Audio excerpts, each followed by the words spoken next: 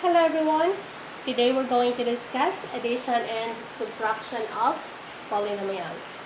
So we're here, number one example, 5x cubed minus 18x squared plus 10x plus 4 plus 3x cubed minus 2x squared minus 5x plus 1. First, kopyahin natin ang first term and then i-align natin ang second term.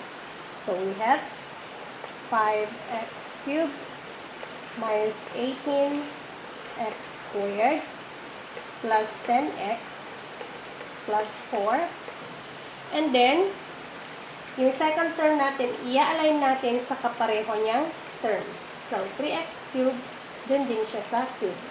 So, 3x cubed, negative 2x squared, x squared dito, negative 2x squared, negative 5x, x dito, negative 5x, and then plus 1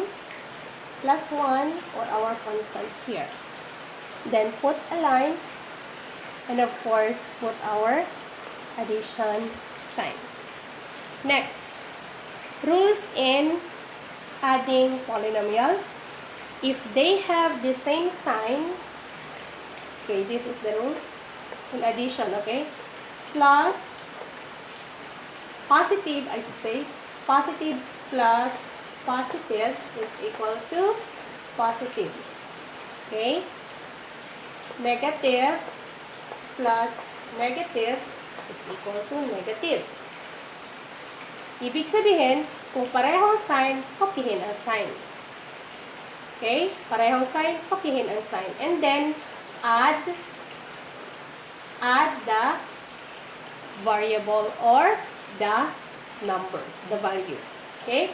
Pag magkaiba naman ang sign, this is adding addition or polynomials with the same sign. Pag different sign, negative plus positive or positive plus negative, the sign is it depends on the higher value. So, if the case is like this, copy the sign of the greater value and then subtract. Not add but subtract. So, copy the greater value and then subtract. Okay? So, i-check natin ito, i-apply natin dito para maintindihan ninyo. So, sa unang line natin, 5x cubed and 3x cubed, ang sign natin, wala kang makikita. Ibig sabihin, that is positive. So, kopyahin si positive, automatic positive na. So, gaya ng sinabi ko kanina, kung pareho ang sign, copy and then add. So, 5 plus 3, we have 8. And then, copy the variable x cubed. Next, parehong negative, kaya kopyahin lang si negative, and then add the value, 8 or number. 18 plus 2, we have 20, and then copy the variable x squared. Okay, eto, magkaiba ang sign. So, kung magkaiba ang sign, copy the sign of the greater value. Ibig sabihin, kokopyahin daw ang sign ng mas malaking number. So, 10 and 5, ang mas malaking number is of course 10. Ang sign niya ay positive, kaya ang sign natin ay positive. Nakuha? Ulitin natin, kung magkaiba ang sign, kopyain ng sign ng mas malaking value or number, so positive siya. And then, ang susunod na gagawin ay isubtract natin ang numbers. Okay? So, subtract. Minus natin. 10 minus 5, we have 5. And then, copy the variable. Then, pareho ang sign, copy, and then add. 4 plus 1, we have 5. So, our answer is 8x cubed minus 20x squared plus 5x plus 5. Okay, so bibigyan ko pa kayo ng iba pang halimbawa para mas lalo ninyong maintindihan. For example, number 2, we have here 4xy squared plus 7x minus 8x squared y plus 12xy squared minus 4x squared y. Again, let's do the vertical method. So copy first this term, 4x y squared plus 7x minus 8x squared y. Next, i-align natin ang second term kung saan siya parehong term. So 12xy squared, sa xy squared dito siya. This is 12 positive. Next, negative x squared y dito siya. So we have negative 4x squared y. Okay? So, ano gagawin natin kung walang kapareho sa second term sa first term sa gitna? It's okay. Ililib lang na ganyan. Pero, kung ayaw nyong malito, pwede rin kayong maglagay na lang ng plus 0. Okay lang po yan. Pero, okay lang din na wala. Mas mainam kung wala na lang siya kasi kung wala kang makikita, ibababa na lang natin siya. Okay? Okay, applying the rules again.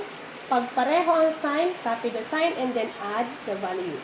12 plus 4, 16. Copy the variable x, y squared. Again, gaya ng sinabi ko kanina, kung wala siyang katapat, i-bring down na lang natin siya. So, positive 7x. Next, negative and negative pareho ang sign. Kopyahin lang. And then, add. 8 plus 4, 12. Then, copy the variable x squared y. Okay, so ganyan lang po kadali ang mag-add ng polynomials. Again, the rules, if the same sign, copy the sign, and then add, and copy the variable. And if it is unlike sign, copy the sign of the greater value, and subtract the value, and then copy the variable. Okay, so next we proceed to subtraction. So example number 3, we have subtraction. 35a squared plus 18a minus 5 minus, close and open parentheses, negative 15a squared plus 8a plus 3. Okay, so we will do the vertical method. So copy first this number or term, 35a squared plus 18a minus 5 minus, copy the second term, negative 15a squared plus 8a plus 3. Put a line. Okay. So, listen carefully. In subtracting polynomials, we will consider this. Change the sign of, this is the rules, okay?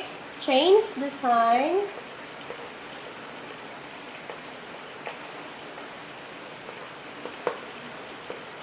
of the subtrahend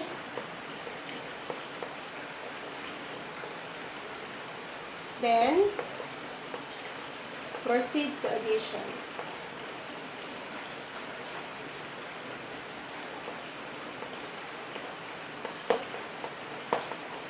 Okay, so this is the only rules in subtracting polynomials. Again, change the sign of the subtrahend, then proceed to addition. So, asaan ang subtrahend natin dito? Ang subtrahend natin ay yung pangalawa. Okay? So, change daw ang sign ng subtrahend. So, lahat ng sign ng nasa baba, papalitan natin. So, itong negative, gawin nating positive. Si positive, gawin nating negative. Si positive, gawin negative. Then, proceed to addition. So, yung subtraction sign natin, magiging addition sign na. And then, pag ganito na siya, i-apply na natin ang rules ng addition. Ano ulit ang rules ng addition? Pag parehong sign, copy the sign and add Pag magkaibang sign, copy the sign of the greater value, and then subtract. Okay? Okay, so for the first one, positive and positive, so positive na siya. 35 plus 15, we have 50. Copy the term, a squared. Next, positive and negative. Okay, consider the new sign, okay? Yung nasa taas. So, positive, negative. Kung magkaibang sign, kopyahin ang sign ng mas malaking number. 18 and 8, mas malaki ito. So, positive tayo. 18. And then, next step, subtract. 18 minus 8, 10. Then, copy 8. Next, negative, negative. Copy the sign kasi magkapareho. And then, iyan na. 5 plus 3, 8. So, eto na ang ating sagot.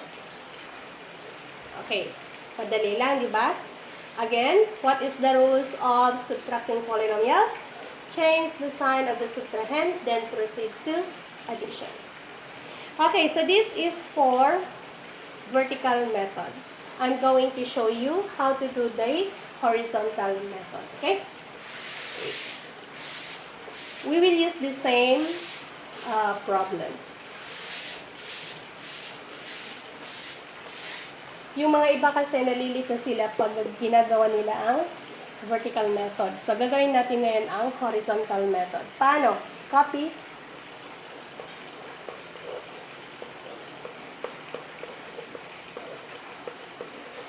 Next. Ang gagawin natin dito, plus na to. And then, iti-change natin ang sign. Or, ganito ang pag-change. Negative times negative, positive, copy. Negative times positive, negative, and then copy. Next, negative times positive, negative, and then copy. Okay? And then, combine like terms. Magkapareho ito at saka ito. So, 35 plus 15, pareho ang sign. So, i-add natin. So, 35 plus 15, we have 50. And then, copy ang variable a squared. Magkapareho ang negative 8a at positive 18a. Magkaiba ang sign. So, kopyahin ang sign ng mas malaking number. So, positive tayo kasi 18 siya. And then, subtract. 18 minus 8, we have 10. And then, copy variable a. Next, negative 3 at saka negative 5, parehong constant. So, i-combine natin sila. Parehong sign, kopyahin ang sign, and then add. 5 plus 3, we have 8.